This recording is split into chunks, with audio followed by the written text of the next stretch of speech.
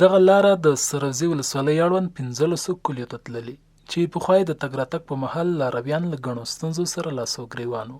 د ځایي خلکو او د الفجر خیریه بنسټ په مالي مرسته دا سړک د 10 سانتي کانکریټ په اچولو سره په اساسي ډول رغېدلی او شاوخوا 15 میلیونه افغانۍ لګښت پرې راغلی دی.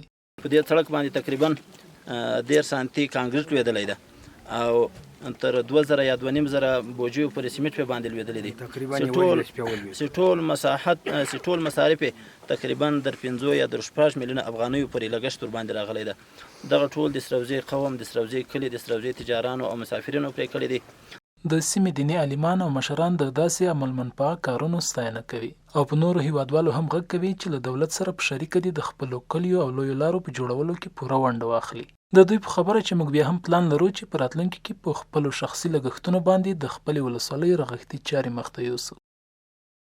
ټولو ولسوالیو څخه موږ دا خواهش ته چې مطلب په خپلو ولسوالیو کې څومره څه مشکلات وي، کلینیک وي، د مکتب وي، د مدرسې وي، د سړک وي، باید دوی لاس په کار سي، خپل مټ را بډوي او خپل کومکونه چې څومره مطلب په وس کې هغه وکړه.